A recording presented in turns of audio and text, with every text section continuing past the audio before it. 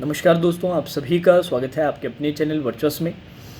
आज हम बात करेंगे कि क्यों बहुत सारे ऐसे स्टूडेंट्स हैं जो बार बार एग्ज़ाम देने पर भी एग्ज़ाम क्लियर नहीं कर पाते हैं। सारी चीज़ें वो सही करते हैं, अच्छे से प्रिपेयर करना, मॉक टेस्ट लगाना, बराबर जो स्टडी आवर्स देने हैं वो करना, बट स्टिल बार बार ऐसी क्या चीज़ है जिसके कारण वो कुछ ही मार्क्स से या तो प्री में रह जाते हैं, प्री क्लियर हो जाता है तो सर मेंस क्लियर नहीं कर पाते। तो उसका एक बड़ा कारण क्या है, तो इसके बारे में आज मैं सोच रहा था। आज संडे है, मैं क्लासेस नहीं लेता तो थोड़ा फ्री टाइम रहता है, तो कुछ बच्चों से बात हो रही थी जो ऑलरेडी सेलेक्टेड एक कैंडिडेट है, उनसे भी मेरी आज बात हुई।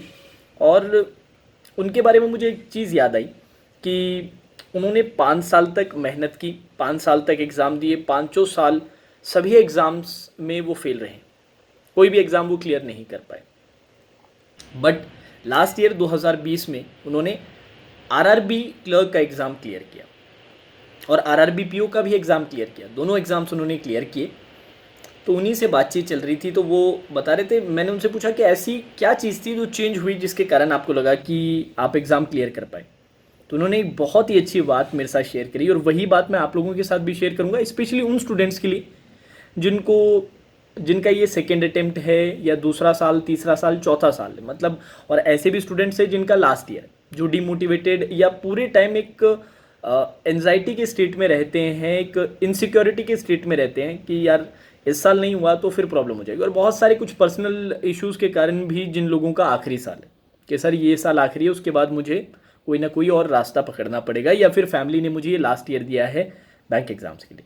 तो उन स्टूडेंट ने मेरे साथ क्या शेयर किया, उन्होंने मेरे साथ शेयर किया कि सर जो 4 साल से जो चीज़ें मैं कर रहा था ना, उन चीज़ों को मैंने एनालाइज किया, एनालाइज करके ये फाइंड आउट किया कि मैं मेहनत तो कर रहा था बट एक एक बॉक्स के अंदर मेहनत कर रहा था, मतलब एक लिमिटेशंस के साथ मेहनत कर रहा था। और साथ ही साथ एक चीज़ और उन्होंने शेयर की कि सर जब भी मैं एग्ज़ाम देने जाता था ना, तो हमेशा मेरे ऊपर एक बोझ रहता था कि यार लास्ट ईयर मैंने जब ये एग्ज़ाम दिया था या लास्ट टाइम जो मैंने एग्ज़ाम दिया था उसमें मैं फेल हुआ था, उसमें मैंने अच्छा परफॉर्म नहीं किया था।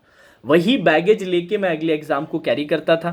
प्रिपरेशन के टाइम भी सर मेरे साथ ये बड़ा प्रॉब्लम रहता था कि प्रिपेयर करते करते हर 10-12 दिन के बाद मुझे वही सारी चीज़ें याद आ जाती थी, वही बैगेज फिर से मेरे सामने आ जाता था कि मेरे को 2 साल हो गए, 3 साल हो गए, अब एग्ज़ाम पास आ रहा है। पिछली बार भी मेरे से एग्ज़ाम क्लियर नहीं हुआ था, पिछली बार भी मैं कुछ कमियों के कारण रह गया था, चाहे प्री में हो चाहे मेंस में हो।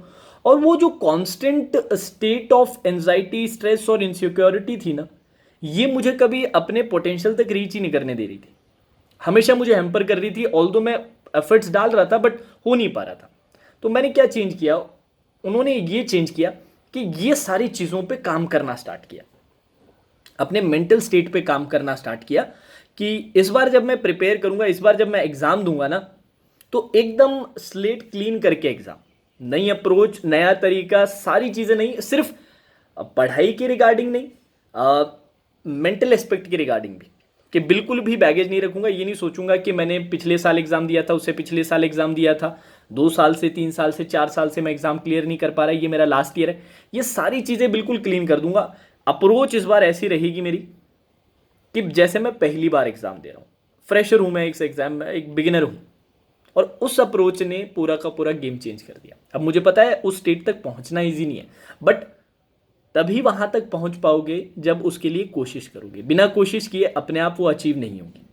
कॉन्स्टेंटली वर्क करने की ज़रूरत है इस पॉइंट पे, मुझे पता है मेंटल एस्पेक्ट पे, कि हमेशा हम एक पॉजिटिव माइंडसेट में रहें, हमेशा में हम खुद को पुश करते रहें।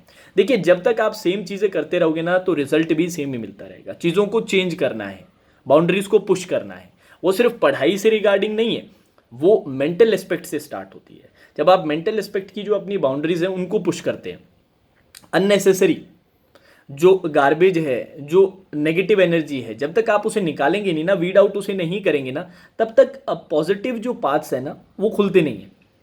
ये बहुत इंपॉर्टेंट है। बच्चों को ऐसा लगता है कि सर ये तो अननेसेसरी है, सिर्फ पढ़ाई इंपॉर्टेंट है। यार पढ़ाई इंपॉर्टेंट है ऑब्वियसली, बट ये सारी चीज़ें भी बहुत ज़्यादा इंपॉर्टेंट रहती है, क्योंकि आपके पढ़ाई के बीच में आ जाती है। अगर आप इन पे काम नहीं करते ना, हर कुछ दिनों में ये आपके पढ़ाई के बीच में आ जाती है। जब आप एग्जाम देने जाते हो तब भी ये बीच में आ जाती है।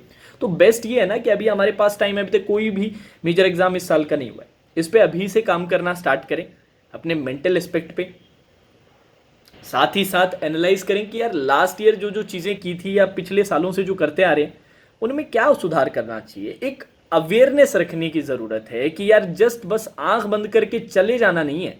आंख बंद करके चले जाओगे तो कहीं पहुंचोगे ज़रूर, पर अपने मंजिल पे पहुंचोगे ये ज़रूरी नहीं है। आंख खोल के चलना है, हमें चीज़ों को एनालाइज करना है और अपने मेंटल एस्पेक्ट पे बहुत अच्छे से काम करना है कि ये जो नेगेटिव एस्पेक्ट्स हैं, चाहे वो जो आपके सोसाइटी के जो प्रेशर्स रहते हैं, जो ताने रहते हैं घर वालों के या रिश्तेदारों के, या अपनी खुद की जो अंदर जो एक जंग चल रही है, एक लड़ाई चल रही है कि यार 3 साल हो गए हैं, 2 साल हो गए हैं, पहले भी ये फेल हुआ था, इस बार भी फेल हो जाऊंगा, ये जब तक नहीं निकालोगे ना तब तक रिजल्ट मिलना अलग मुश्किल है। मुझे पता है ये अचीव करना बहुत डिफिकल्ट है, बट पॉसिबल है। अगर एक इंसान कर सकता है तो सभी के सभी भी कर सकते हैं, बट उसके लिए आपको काम करना पड़ेगा। ऐसी ऐसी चीज़ें कीजिए जिससे एक हेल्दी माइंडसेट डेवलप हो, एक पॉजिटिव माइंडसेट डेवलप रहे। चाहे वो आपकी फ़िज़िकल एक्टिविटी से रिलेटेड हो, चाहे आपकी वो मेडिटेशन हो, चाहे और कोई भी चीज़ें हो, सिर्फ पॉजिटिव चीज़ों पे ध्यान देना, लगातार खुद पे इम्प्रूवमेंट करना, खुद में विश्वास रखना कि यार पिछली बार जो चीज़ें थी, पिछली बार जो एक मेरा जो वर्जन था वो इस साल नहीं है, इस साल ये एक अपडेटेड वर्जन है।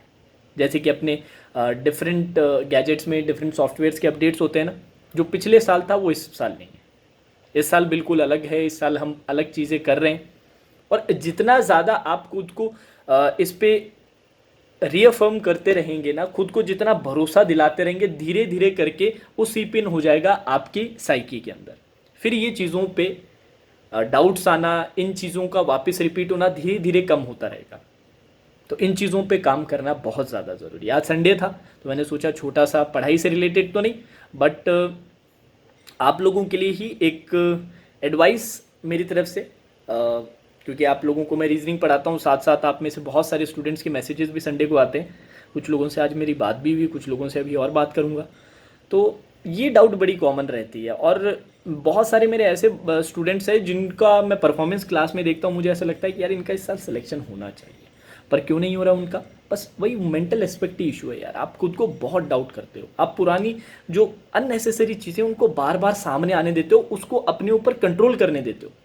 वो आपको कंट्रोल नहीं करेगी, आप उनको कंट्रोल करके साइड करके रखिए। इनकी अब हमें ज़रूरत नहीं है। धीरे धीरे करके काम करोगे ना, एक दिन में नहीं कंट्रोल होगी, 1 महीना 2 महीना 3 महीना लग जाएगा, बट एक बार कंट्रोल कर लिया ना, एक बार उस पर अच्छे से लंबे समय तक काम कर लिया तो उनका कभी इशू नहीं आएगा। और उनका इशू नहीं आएगा तो देखिएगा कितना बढ़िया परफॉर्म करेंगे आप। तो इन चीज़ों पे थोड़ा ध्यान दीजिए, अपनी बाउंड्रीज़ को पुश कीजिए, मेंटल एस्पेक्ट पे ध्यान दीजिए और पॉजिटिव माइंड सेट रखने की कोशिश कीजिए। ठीक है, चलिए आज के सेशन में फिर इतना ही। Now that's all for today session. Take care.